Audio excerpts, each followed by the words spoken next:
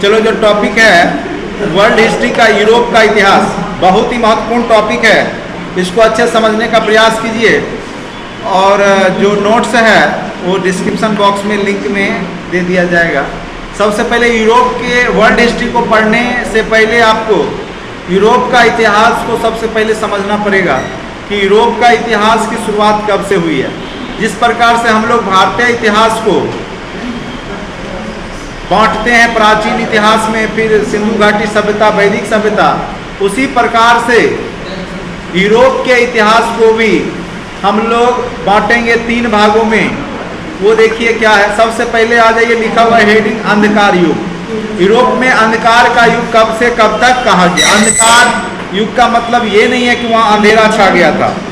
अंधकार युग का मतलब ये है कि उस काल के जो साक्ष्य प्रमाण हैं उसका उपलब्ध नहीं होना। अब देखिए यहाँ पर है यूरोपीय इतिहास को समझने के लिए, तो यहाँ पर है कि सर्वप्रथम यूरोप के इतिहास को विभिन्न भागों में बांटना है। और सबसे पहला प्राचीन काल, तो प्राचीन काल को हम बांटेंगे आरंभ से, यानी जो सभ्यता संस्कृति का विकास हुआ है तब से लेकर के 5वीं सदी, पॉजिटिव 5वीं सदी है, ठीक है। हाँ, पॉजिटिव मतलब कहने का अर्थ है एक ईस्वी पूर्व होता है ना, तो यहाँ ईस्वी सन की बात हो रही है, ठीक है। 5वीं सदी प्राचीन काल आरंभ से लेकर के हम लोग कब तक इसमें पढ़ेंगे, 5वीं सदी तक पढ़ेंगे, एनो डोमनी तक, बीसी नहीं, एडी। सामंत काल है उसके बाद 5वीं से 14वीं सदी, और फिर आधुनिक काल 15वीं से अब तक जो यूरोप में चल रहा है वो वहाँ भी आधुनिक काल चल रहा है। तो आप अपने देश में भी आप देखते होंगे कि हम लोग जो पढ़ते हैं 6ठी सदी तक का, लगभग हर्षवर्धन के काल तक का प्राचीन भारत में पढ़ते हैं, फिर 7वीं से फिर मध्यकालीन हो जाता है, नहीं, और 7वीं से लेकर के 17वीं तक, नहीं, 18वीं का लो, 18वीं का शुरुआती चरण में, तो वहाँ तक आप लोग मध्यकाल, उसके बाद फिर आधुनिक हो जाता है। उसी प्रकार से यूरोप का इतिहास 3 भागों में बटा है। प्राचीन काल आरंभ से 5वीं सदी, सामंत काल या अंधकारमय युग कहा जाता है 5वीं से 14वीं सदी, और उसके बाद का काल 15वीं से अब तक। देखो यूरोप का इतिहास भी अगर देखिएगा मध्यकालीन स्थिति में तो बहुत ही जर्जर व्यवस्था में रहती है। वहाँ भी सामंतवादी शोषक वर्ग रहता है, ठीक है। जिस प्रकार से भारतीय प्राचीन इतिहास का मध्यकालीन स्थिति को देखिएगा तो यहाँ पर भी सामंती व्यवस्था स्टार्ट हो जाती है गुप्त काल के बाद से ही। हर्षवर्धन के बाद से सामंती व्यवस्था आ जाती है, और भारत में भी अंधकारमय युग कहा जाता है, क्योंकि 7वीं से लेकर के 6ठी के लास्ट चरण से लेके 8वीं के बीच में उतने साक्ष्य प्रमाण कुछ भी नहीं है। मेन रूप से हम लोग फिर पढ़ते हैं मध्यकालीन भारत को 10वीं सदी से, जब मोहम्मद गोरी और गजनबी का आक्रमण होना शुरू हो जाता है, गजनबी का मोहम्मद गोरी आता, तब से फिर हम लोग पढ़ते हैं। बीच का आप गौर कीजिएगा, 6ठी से लेकर के 10वीं के बीच का जो है पीरियड किसी के बारे में नहीं पढ़ते हैं। तो भारतीय इतिहास में भी वह काल क्या है, अंधकार युग है। अब आ जाइए प्रारंभिक यूरोपीय इतिहास को देखेंगे, तो देखिए सबसे पहले वहाँ, जैसे हम लोग यहाँ पे पढ़ते सिंधु घाटी सभ्यता, वहाँ की जो सभ्यता है वो कहलाते ग्रीक रोमन सभ्यता। बहुत ही महान सभ्यता है, जिसमें सिकंदर होता है उस समय, नहीं, यूनान का था सिकंदर, और ग्रीक उस समय महान संस्कृति के रूप में जाना जाता था, क्योंकि अरस्तु जैसे विद्वान, प्लूटो जैसे विद्वान वहीं पे निवास कर रहे थे, ठीक है। एथेंस और स्पार्टा जैसे शहर वहीं पे बसे थे, यानी प्राचीन समय में शहर का निर्माण यूरोप में ग्रीक रोमन सभ्यता के नाम से जाना जा रहा है। वास्तव में यूरोप की पहली व्यवस्थित सभ्यता 1000 ईस्वी पूर्व में ग्रीक रोमन सभ्यता के रूप में दिखाई पड़ता है। तो यूरोप का इतिहास 1000 ईस्वी पूर्व से शुरुआत हुआ, जबकि हम लोग पढ़ते कब से हैं, 2500 ईस्वी पूर्व से ही सिंधु घाटी सभ्यता की शुरुआत। तो यूरोप का उसके बाद सभ्यता का विकास हुआ, यानी यूरोप से प्राचीन सभ्यता भारतीय लोगों की सभ्यता है सिंधु घाटी सभ्यता, ठीक है। सबसे पहले विश्व में अगर कोई देश सभ्य हुआ तो वो था भारत, इतना जान लीजिए, ठीक है, जो इतिहास के सोर्स कह रहे हैं। उसके बाद है इसका काल 1000 ईस्वी पूर्व से 500 ईस्वी, वही 5वीं सदी तक रहा। इस सभ्यता की चर्चा इसलिए होती है कि जो राजनीतिक, सांस्कृतिक, बौद्धिक विकास हुआ वो आगे आने वाले यूरोपीय सभ्यता के लिए आदर्श और प्रेरणा स्रोत बनी। और यही आदर्श और प्रेरणा स्रोत फिर जो पुनर्जागरण जब 14वीं सदी में आएगा तब वह अपने अतीत को जानेगा कि हम तो इतने विकसित थे, हम तो इतने विद्वान थे, हमारे पास ऐसे ऐसे महान लोग थे, तब फिर वह पुनर्जागृत होता है। लेकिन बीच का जो पीरियड 5वीं से 14वीं जो है सामंत काल, अंधकारमय युग यूरोप के इतिहास में भी स्टार्ट हो जाता है। ठीक है, उदाहरण स्वरूप इस काल में सिकंदर और अगस्टस सीजर जैसे साम्राज्यवादी हुए। सिकंदर तो विश्व विजेता भी बन चुका था लगभग, नहीं, और अगस्टस सीजर भी उस समय एक बहुत बड़े साम्राज्यवादी थे, तो जिनने यूरोप के सीमाओं के साथ साथ एशिया और अफ्रीका के क्षेत्र तक भी जीत लिया था। जैसे हम लोग कैसे चंद्रगुप्त मौर्य के बारे में, अशोक के बारे में पढ़ते हैं कि अशोक का साम्राज्य जो था वो अफगानिस्तान तक था। तो हम अपने बिहार या मगध के इतिहास को जब बताते हैं तो गौरवान्वित होते हैं। उसी प्रकार से यूरोपीय लोग जो अपने प्राचीन इतिहास को बताता है कि हमने तो पूरे विश्व पे कब्जा कर लिया था, हम तो विश्व विजेता थे, ये वो नहीं, तो उसके लिए भी यह फक्र की बात होती है यूरोपीय लोगों के लिए। अब आज ये साम्राज्य के इस विशाल स्वरूप ने आगे चल करके ब्रिटेन, फ्रांस आदि यूरोपीय देशों को प्रेरित किया, और यही सोच आगे चल करके किसको किसको प्रेरित किया? ब्रिटेन है, फ्रांस है और अन्य यूरोपीय देश जैसे जर्मनी है, नहीं, ऑस्ट्रिया है, ये सब यूरोपीय देश। साथ ही सभ्यता के दौरान एथेंस और स्पार्टा जैसे नगर राज्यों में गणतंत्र की संरचना दिखाई पड़ती। देखो अभी चर्चा किए थे एथेंस और स्पार्टा का, तो सबसे जो प्राचीन समय में लोकतंत्र का जो स्वरूप यूरोपीय देश में दिख रहा है वो दिख रहा है कहाँ पर? एथेंस और स्पार्टा में। इससे भी लोकतांत्रिक संदर्भों में यूरोपवासी क्या हो गए? प्रेरित हो गए। ठीक है, तो यानी स्पार्टा और एथेंस में जो नगरीय क्रांति आई, जो गणतंत्र की स्थापना हुई, वो भी लोकतांत्रिक संदर्भ में यूरोपवासियों को क्या किया? प्रेरित किया। अब देखिए संस्कृति के क्षेत्र में होमर, हेरोडोट्स को क्या कहा जाता है? इतिहास का पिता जैसे साहित्यकार हुए। सुकरात, देखो एस्पा याद रखना, SPAA, एस से सुकरात का शिष्य था प्लूटो का शिष्य था अरस्तु, और अरस्तु का शिष्य था अलेक्जेंडर। ठीक है, जिसको हम सिकंदर बोलते हैं। तो ये कई बार गुरु पूछ सकता है। सुकरात, प्लेटो, अरस्तु जैसे दार्शनिक हुए जिनके विचारों में बौद्धिकता एवं तर्कवाद दिखाई देता है। वो जैसे जीव विज्ञान के, जंतु विज्ञान के जनक अरस्तु को, पॉलिटिकल साइंस नहीं, राजनीतिक विज्ञान के भी जनक अरस्तु को। तो ऐसे ऐसे विद्वान हुए, दार्शनिक हुए, सुकरात जैसे, प्लेटो जैसे दार्शनिक हुए, तो सोच सकते हैं कि वह संस्कृति या सभ्यता कितनी महान रही होगी। ठीक है, साथ ही वैज्ञानिक में आर्किमिडीज का सिद्धांत आज भी हम लोग साइंस में पढ़ते हैं, पाइथागोरस का प्रमेय आज भी हम लोग पढ़ते हैं। ये सब विद्वान उस समय में प्राचीन यूरोप में पैदा हो चुके थे। जैसे हम लोग बोलते हैं कि हमने आर्यभट्ट को दिया, नहीं, आर्यभट्ट प्राचीन भारतीय इतिहास का गुप्त काल का गौरवमयी, नहीं, जब गुप्त काल स्वर्णिम युग तो उसमें हम लोग आर्यभट्ट को बोलते हैं। उसी प्रकार से यहाँ पर जो है पाइथागोरस और आर्किमिडीज जैसे विद्वान कहाँ पे हुए? ग्रीक रोमन में। ठीक है, किंतु 476 ईस्वी पूर्व में रोमन सम्राट, अब देखो किंतु शुरुआत हो गया। ठीक है, अब क्या होगा? धीरे धीरे यह पतन की ओर जाएगा। किंतु जहाँ लग गया तो अब निगेटिव, नकारात्मक, पहले उसका क्या किए? बड़ाई किए, लेकिन अब क्या करेंगे? थोड़ा सा बुराई करेंगे, चूंकि अब ढल गया वो समय।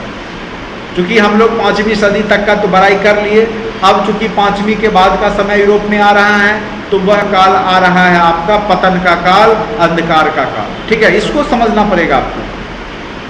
476 ईस्वी पूर्व में रोमन सम्राट रोमुलस और ऑगस्टुलस को अपदस्थ कर दिए जाने के साथ ही पश्चिम रोमन साम्राज्य का अंत हो गया। 5वीं से 14वीं सदी का काल मध्यकाल या अंधकार युग के नाम से जाना जाता है। तो यह क्वेश्चन आप समझ गए? पूछेगा अंधकार युग क्यों हो गया? क्योंकि सामंतवादी व्यवस्था आ गई। सामंतवादी व्यवस्था को हमने आपको अच्छे से फ्यूडलिज्म को बताया है। यह एक ऐसा प्रशासन, जब राजा कमजोर हो जाए और क्षेत्रीय शक्ति मजबूत हो जाए, ठीक है, तो उस स्थिति में जब केंद्रीयकरण की प्रवृत्ति टूटने लगता है और जो लोकल राजा है, जो शक्तिशाली लोग हैं, वो हावी हो जाते हैं, तो प्रशासनिक स्ट्रक्चर जो है धूमिल हो जाता है, केंद्रीयकृत व्यवस्था टूट जाती है। वह स्थिति सामंतवाद की स्थिति कहलाती है। हाँ, खंडित हो जाएगा, अलग अलग छोटे छोटे राज्य के राजा शासन करना शुरू कर देते हैं। केंद्र की जो शक्ति होती है वो छिन्न हो जाती है। ठीक है, और उसमें बहुत ज़्यादा शोषण होने लगता है, बहुत ज़्यादा युद्ध की प्रवृत्ति आ जाती है। युद्ध ज़्यादा होगा, आपस में ही लड़ना शुरू हो जाते हैं। एक बगल का जो क्षत्रिय होगा दूसरे जो सामंत होगा दूसरे सामंत से लड़ेगा। ये सब भावनाएं, या व्यापार नहीं होता है कि एक क्षेत्र का व्यापारी दूसरे क्षेत्र में घुसने नहीं दिया जाता है, ये सब इससे अंधकार आ जाता है, जो विकास की जो धारा बह रही होती है वो रुक जाती है। ठीक है, अब आ जाइए कारण, अंधकारमय युग के कारण को अब अच्छे से देखिए। इस युग में साहित्य, कला, विज्ञान आदि के क्षेत्र में विकास का काम रुक गया। क्यों हम अंधकारमय युग कहेंगे 5वीं से 15वीं सदी को, यूरोपीय इतिहास को? चूंकि साहित्य, कला और विज्ञान, चूंकि देखो साहित्य, कला और विज्ञान का संरक्षक राजा ही होता है, केंद्रीय शक्ति ही होती है। साहित्य कौन लिखवाएगा? तुमको कोई लिख के देगा, तुम पैसा दोगे? कहानी फ्री में सुन लोगे, हंस करके चले जाओगे। बेचारा वो साहित्य लिखा, उसको रुपया तुम नहीं दोगे, उसको देगा कौन? उसको सरकार दे सकता है, राजा दे सकता है, पूंजीपति जिसके पास पैसा ज्यादा है। तुमको कोई कलाकारी दिखाएगा, तुम जल्दी पैसा उसको दे, अगर देते भी हो तो बहुत कम सम, नहीं तो उससे उसका कोई पेट भात नहीं चलने वाला है। तो जब तक राजा रहेगा, राजतंत्रात्मक हो चाहे लोकतंत्रात्मक व्यवस्था के तहत होगा, तो तभी वह कला का, विज्ञान का, ये सब में उन्नति विकास होगा। ठीक है, तो यहाँ पे साहित्य, कला, विज्ञान के क्षेत्र में विकास का काम क्या हो जाएगा? रुक जाएगा, क्योंकि केंद्रीय राजा कमजोर हुआ, छोटे छोटे राजा हो गए, वो लड़ने में ही व्यस्त रहते हैं, उनको कलाकारी से कोई मतलब नहीं रहता। यूनानी, रोमन साहित्य, कला, विज्ञान के क्षेत्र में नवीन खोजों और प्रयासों का सिलसिला रुक गया। ठीक है, अब नया खोज हो ही नहीं रहा है, चूंकि सामंतवादी व्यवस्था आ गया। मनन बुद्धि के ऊपर धर्म, हाँ, और ऊपर से क्या हो गया कि जो कैथोलिक थे, रोमन कैथोलिक, उसका वर्चस्व बढ़ गया। ठीक है, और धर्माधिकारी जो थे, पोप, पादरी, ये सब की महत्ता बढ़ गई। पोप, पादरी सब आ गए। अब ये लोग जो है टिकट बांटना शुरू किए, पाप कटाने वाला टिकट लाखों हजारों में। ठीक है, तो ये सब क्या हो गया? धर्माधिकारी आएंगे तो ये लोग बस बात करेंगे, अलौकिक बात करेंगे, यानी इस लोक की बात नहीं करेंगे, दूसरे लोक की। मरने के बाद क्या होगा उसकी बात करेंगे, मरने के बाद जो होगा उसकी चर्चा करेंगे, उसके लिए यहाँ कष्ट भोग करना होगा नहीं, तो कहीं ना कहीं लोगों का बुद्धि छीन होगा। संकुचित चर्च के प्रभाव यूरोपवासियों के राजनीतिक, सामाजिक और आर्थिक जीवन पर स्थापित हो गया। जो संकुचित चर्च थे, अब वह यहाँ पे लौकिक होने के बजाय क्या है? पारलौकिक सोच रखें। मरने के बाद ये होगा, यहीं से तैयारी शुरू हो गया, लोग कष्ट लेना शरीर को शुरू कर दिया। चित्रकार अपना चित्रकारी पे सिग्नेचर नहीं करेगा, यानी सब कुछ ईश्वर का देन है, ईश्वर के द्वारा किया जा रहा है। तो धीरे धीरे क्या होगा कि यह अंधकारमय युग, यानी इसका विकास ठप हो जाएगा। सब कुछ धर्म के धुरी के इर्द गिर्द घूमने लगा, कलाकारी से लेकर के, चित्रकारी से लेकर के, जो भी है विज्ञान, सब भी धर्म के आसपास घूमने लगा। इन्हीं सब कारणों से यूरोप में 5वीं से 14वीं सदी के काल को क्या कहा जाता है? अंधकारमय युग कहा जाता है। ठीक है, अब आ जाइए, देखिए मेंस में इससे क्वेश्चन आपको पूछेगा नहीं, मैं इसलिए ये चीज़ बता रहा हूँ चूँकि बेसिक है। जब तक आप बेसिक नहीं समझिएगा यूरोप के इतिहास को, फिर ना ही आप अमेरिकी क्रांति पढ़े समझ पाइएगा, ना फ्रांस की क्रांति, ना जर्मनी की क्रांति, ना वहाँ धार्मिक आंदोलन, ना पुनर्जागरण, ना औद्योगिक क्रांति, चूँकि सब रिलेटेड है, सब क्या है? आपस में रिलेटेड है। 5वीं से 14वीं सदी का बीच का क्या समय है? अंधकार युग है, सामंती समय है। तो धीरे धीरे अंधकार युग फिर खत्म होगा, पुनर्जागरण आएगा 14वीं सदी में। जब पुनर्जागरण होगा तो फिर क्या होगा? नए नए आविष्कार होंगे, खोज होगा, लोग विज्ञान की ओर बढ़ेगा। फिर औद्योगिक क्रांति आ जाएगी, औद्योगिक क्रांति आएगी, साम्राज्यवाद आएगा। जब साम्राज्यवाद आएगा तो धीरे धीरे एक देश दूसरे देश पे हड़पना शुरू करेगा। फिर क्रांति आएगी, अमेरिकी क्रांति, फ्रांस की क्रांति। फिर जब अति हो जाएगा तो उसको रोकने के लिए साम्यवादी लोग आएंगे, मजदूर आएगा, मजदूर संघ बनेगा जो मजदूरों की बात करेगा। चूंकि औद्योगिक क्रांति से क्या होगा? शोषण होगा। तो उसको दूर करने के लिए कौन आएंगे? कार्ल मार्क्स आएंगे, जर्मनी में कम्युनिस्ट पार्टी का स्थापना करेंगे। फिर रूस में क्रांति हो जाएगी, फिर चीन में क्रांति हो जाएगी, वही देख देख करके फिर भारत में भी क्रांति हो जाएगी। यही तो है विश्व इतिहास। ठीक है, मेन सार तो यही है, सब एक दूसरे से जुड़ा हुआ, इसीलिए हर एक टॉपिक को समझना आपको जरूरी होता है। ठीक है, इस युग की प्रमुख विशेषता क्या है? अब देखिए किसकी, तो मध्यकालीन युग जो है यूरोप का, उसका क्या विशेषता है उसके बारे में। फ्रांक जाति के वीर विजेता शक्तिशाली शासक शारलेमा 742 से 814 ईस्वी ने एक शक्तिशाली साम्राज्य की स्थापना की। इस साम्राज्य के अंतर्गत फ्रांस, जर्मनी, रोम और इटली के बड़े भाग सम्मिलित थे। शारलेमा का यह साम्राज्य कैरोलिंगियन साम्राज्य के नाम से विख्यात है। शारलमान ने उस समय के ईसाई जगत के धर्मगुरु पोप की अधिसत्ता को स्वीकार कर ली। अब इसका जो राज्य करने वाला है इस क्षेत्र में, वही किसका सत्ता स्वीकार कर लिया? पोप का। पोप से ही कोई काम होगा, पोप से ही पूछ के करेगा। तो पोप तो धर्माधिकारी है और वो हावी हो जाएगा। इससे प्रसन्न होकर पोप लियो तृतीय ने क्रिसमस दिवस 800 ईस्वी को शारलमान को सम्राट के रूप में मान्यता देकर उसे राज मुकुट प्रदान किया। और इस घटना के पश्चात कैरोलिंगियन साम्राज्य पवित्र रोमन साम्राज्य के नाम से विख्यात हुआ। 814 ईस्वी में शारलमान की मृत्यु हो गई। उसके पश्चात उसका साम्राज्य छिन्न भिन्न होने लगा। बर्बर आक्रमणकारियों ने यूरोपीय राज व्यवस्था को नष्ट कर दिया। यूरोप में पुनः राजनीतिक अराजकता फैल गई। बर्बर जातियों के आक्रमण से केंद्रीय व्यवस्था नष्ट हो गई। लोगों का जीवन संकटमय हो गया। शांति व्यवस्था और जान माल की सुरक्षा अहम आवश्यक बन गई। ऐसी परिस्थिति में एक नई व्यवस्था का उदय हुआ जिसे सामंतवाद कहा जाता है। ठीक है, इसी का फायदा जब केंद्रीय सत्ता कमजोर होगा तो लोकल गवर्नमेंट जो होंगे, जो लोकल शक्तिशाली लोग होंगे, वो राज करना शुरू कर दिए। यही क्या कहलाएगा यूरोप में? सामंतवाद, फ्यूडलिज्म। अब देखिए यूरोप का सामंतवाद क्या है उसके बारे में। सामंतवाद कृषि और भूमि पर आधारित मध्ययुगीन व्यवस्था थी। यह भारत में भी था, ऐसी बात नहीं है कि सिर्फ यूरोप में ही था, भारत में भी सामंतवाद था। जमींदारी प्रथा क्या है? सामंतवादी व्यवस्था ही है ना। इस व्यवस्था में समस्त भूमि का मालिक राजा होता था। उसके नीचे पदानुक्रम में अनेक सामंत होते थे, जैसे उनको ड्यूक, अर्ल, बैरन, नाइट इत्यादि सामंत सुरक्षित माने मेना गढ़ी में रहते थे। ठीक है, सुरक्षित बनाए गए घर में रहते होंगे, किलेबंद में। यूरोप में यह व्यवस्था पुनर्जागरण के पूर्व तक चलती रही। यानी इतना जान लीजिए, यूरोप में जो कृषि और भूमि पर आधारित मध्ययुगीन जो व्यवस्था बनी, ठीक है, वो सामंतवाद कहलाया।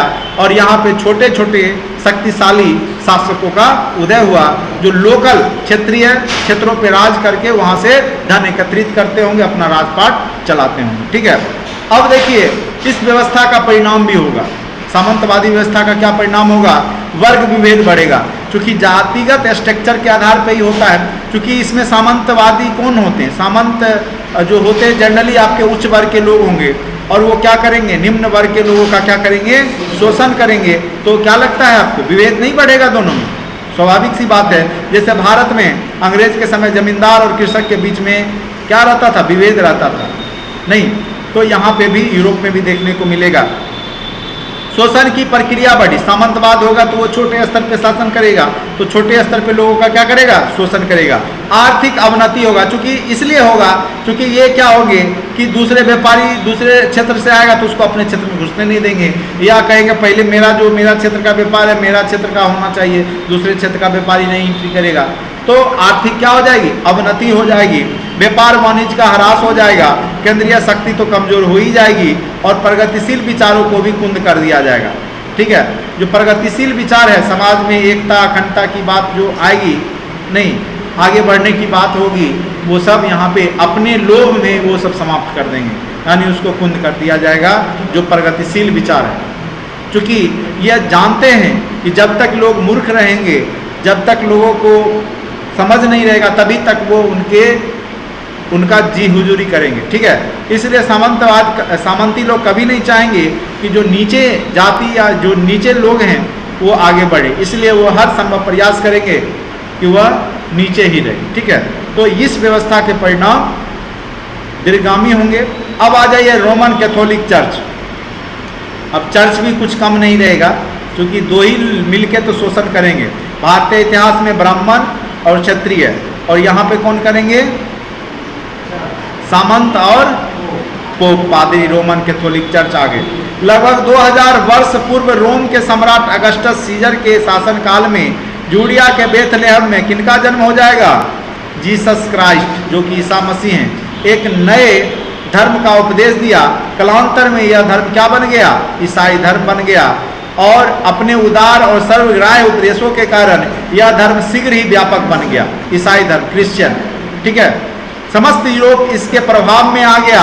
रोमन सम्राट कॉन्स्टेंटाइन ने 324 ईस्वी में ईसाई धर्म को रोम का राज धर्म घोषित कर दिया। किसने किया? तो 324 ईस्वी में कॉन्स्टेंटाइन ने ईसाई धर्म को पूरे रोम का क्या कर दिया, राजधर्म घोषित कर दिया। अनेक चर्च स्थापित हुए, वहां पोप समस्त ईसाई जगत के धर्म गुरु बन गए। कहाँ का पोप? रोम का पोप। धीरे धीरे पोप की सत्ता बढ़ती गई तथा इनकी राजनीति पर भी प्रभाव बढ़ता गया। कालांतर में चर्च शोषण और विलासिता के केंद्र बन गए। ठीक है, विलासी पूर्ण जीवन जिएंगे, क्योंकि सारा टैक्स तो अब वसूली कर रहे हैं यही लोग। पादरियों और पोप की नैतिक पतन हो गया। सच्चाई और सादगी के स्थान पर रोमन चर्च कट्टरपंथियों के केंद्र बन गए। इस प्रकार इसने यूरोप को अंधकार के गर्त में ढकेल दिया। पोप पादरी का भी अंधकार में ढकेलने में कम योगदान नहीं था। जैसे उत्तर वैदिक काल में ब्राह्मणों का भारतीय इतिहास में जो प्रभाव दिखता है, वही यहाँ पे मध्यकालीन स्थिति में पोप पादरियों का दिखता है। ठीक है, अब आ जाइए 15वीं 16वीं सदी में यूरोप में भी आधुनिक युग का प्रादुर्भाव हो जाएगा और मध्य युग का अंत होगा। और आधुनिक युग का प्रादुर्भाव का क्या कारण है वो जानिए। सबसे पहला पुनर्जागरण, फिर से जागना।